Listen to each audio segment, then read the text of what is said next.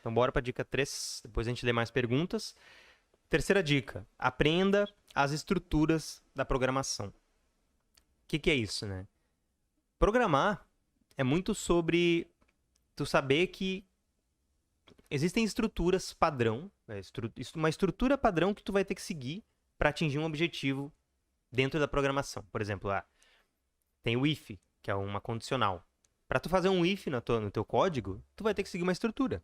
Tu vai ter que escrever if, abre parênteses, dentro do parênteses vai a condição.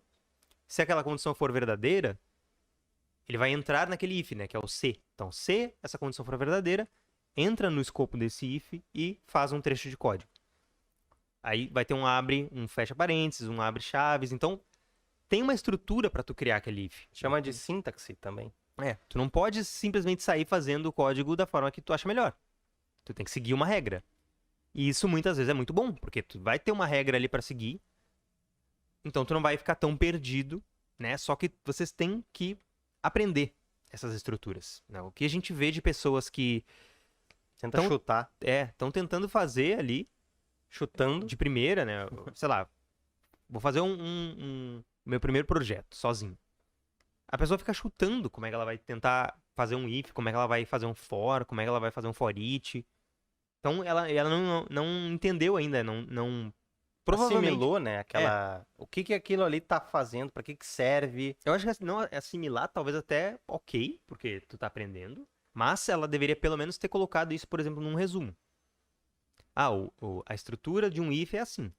A estrutura de um for each é assim.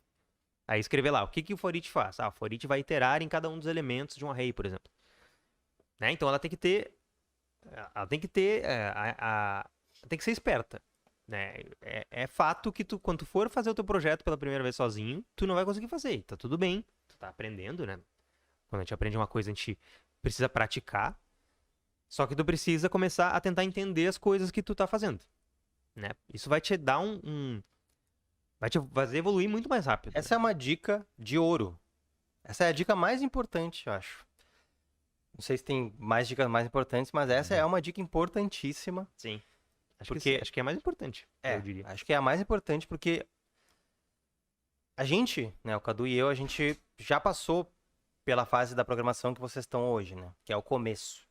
E no começo a gente também não seguia essa dica. Uhum. A gente não tentava entender a fundo o que aquela função fazia, o que aquele método fazia, qual era o retorno daquele código que eu estava executando, né?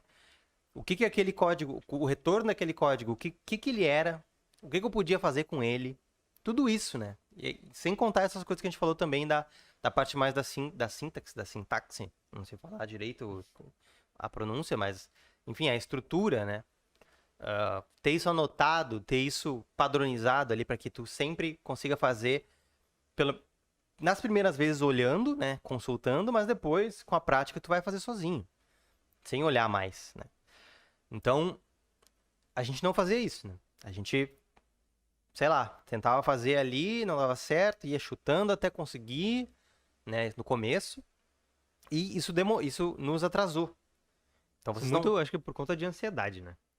Uma ansiedade. Tu acha era muito que ansioso. parar e olhar criar um resumo, primeiro, criar um resumo já era algo bem difícil, né?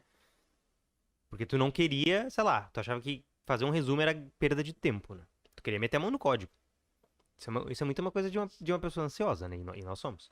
Então, a gente queria meter a mão no código direto e muitas vezes a gente quebrava a cara, porque se tu não parar pra analisar, se tu não parar pra entender o que tu tá fazendo, vai chegar um momento que tu não vai conseguir mais avançar.